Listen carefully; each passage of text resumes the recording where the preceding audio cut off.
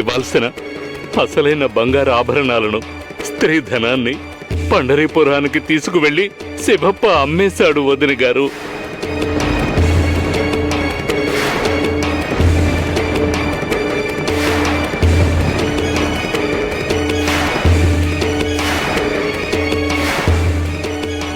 అరే, మీరేమంటున్నారు శాస్త్రి గారు?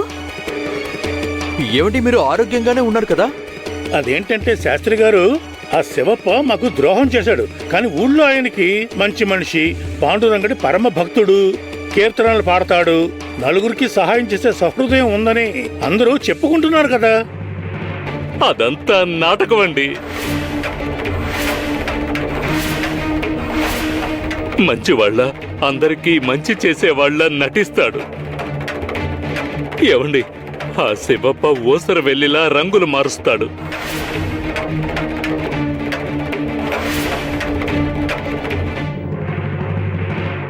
దయచేసి మీరు నాన్నగారి గురించి అలా మాట్లాడకండి వైద్యుడు తాతయ్య. అసలు మీరు ఇలా ఎలా మాట్లాడగలుగుతున్నారు? మా నాన్నగారికి మీరు తండ్రి లాంటి వారు కదా. నా హృదయం 1000 ముక్కలైపోయింది సక్కు. శివప్ప చేసిన ద్రోహం వల్ల నేను జీవచ్ఛవాన్నైపోయాను. ఘోరంగా, దారుణంగా మోసగించాడు. ఏమండి వైద్యుడు తాతయ్య, ఆవేశపడకండి, శాంతించండి. శివప్ప ధూర్తుడు, కానీ అటువంటి దుర్మార్గుణ్ణి మంచివాడని నేను నమ్మాను. శివప్పని నా కొడుగ్గా భావించాను. గతంలో నేను మీతో కూడా గొడవ పడ్డాను. అనేక సందర్భాల్లో శివప్పని వెనకేసుకొచ్చాను. తప్పు చేశాను, పెద్ద తప్పు చేశాను. శివప్ప పాండురంగడి భక్తుడనే ముసుగు కప్పుకొని తిరుగుతున్నాడు. అతనింత నీచుడు, తుచ్చుడని అనుకోలేదు.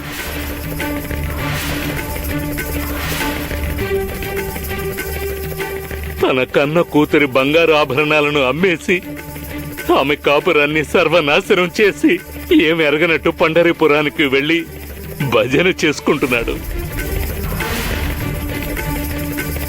పాండురంగడు భక్తుడని చెప్పుకుంటూ అందరి ప్రశంసలు అందుకుంటున్నాడు.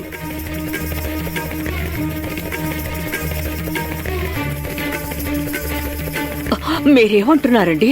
శివప్ప ఇలాంటి మోసగాడని తెలియక వాణ్ణి సమర్థించి తప్పు చేశాను. తలెత్తుకోలేకపోతున్నాను. ఎంతో అవమానంగా ఉంది. అయ్యో, వదిన, నన్ను క్షమించండి. అరే, నన్ను అయ్యో, క్షమించండి వదిన. వైద్యుడు ఏం తాతయ్య, చేస్తున్నారు మీరు? ఏం చేస్తున్నారు? అరే, శాస్త్రి గారు,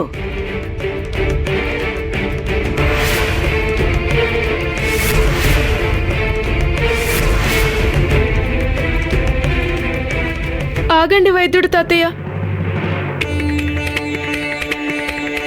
వైద్యుడు తాతయ్య, మీరు ఈరోజు మాట్లాడిన మాటలన్నీ అబద్ధాలు. అబద్ధమని చెప్పండి తాతయ్య. ఇందాక మీరు చెప్పిందంతా అబద్ధం కదా? అబద్ధమే కదా? చెప్పండి వైద్యుడు తాతయ్య.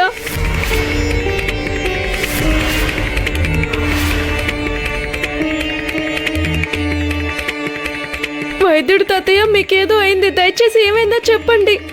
తాతయ్య, మీరు ఇక్కడికి వచ్చినప్పటి నుంచి చూస్తున్నాను, మీరు ఎప్పట్లా లేరు. చిరునవ్వుతో ప్రసన్నంగా ఉండే మీ ముఖంలో ఈరోజు ఆందోళన కనిపిస్తుంది. మాటలు కఠినంగా ఉన్నాయి. వైద్యుడు తాతయ్య, నాన్నగారు ఎప్పుడూ ఆ విధంగా చెయ్యరండి. అది మీకు కూడా బాగా తెలుసు. మా అమ్మ నాన్న పస్తులుండి ప్రాణాలు పోగొట్టుకుంటారే తప్ప ఇటువంటి తప్పుడు పని ఎన్నడూ చేయరు. మీరెందుకు వాళ్ళతో అబద్ధం ఆడారు? చెప్పండి, ఎందుకలా అబద్ధం ఆడారు? మీరసలు నా వైపు కన్నెత్తి చూడట్లేదు. మీరెందుకు మా అత్తయ్య గారితో అబద్ధం చెప్పారు? తాతయ్య గారు, మీరు ఒకే ఒక్కసారి పాండురంగడి మీద ప్రమాణం చేసి చెప్పండి. తాతయ్య, మీరు నా కళ్ళల్లోకి చూసి చెప్పండి. ఇందాక మీరు మా అత్తయ్య గారితో చెప్పిందంతా వాస్తవము అని. మీకు దండం పెడతాను, కాళ్ళు పట్టుకుంటాను. ఇప్పటికైనా చెప్పండి అదంతా అబద్ధము అని. చెప్పండి తాతయ్య. వైద్యుడు తాతయ్య, మీరెప్పుడు అబద్ధం ఆడరు. మరి ఈరోజు ఎందుకు అబద్ధం ఆడారు?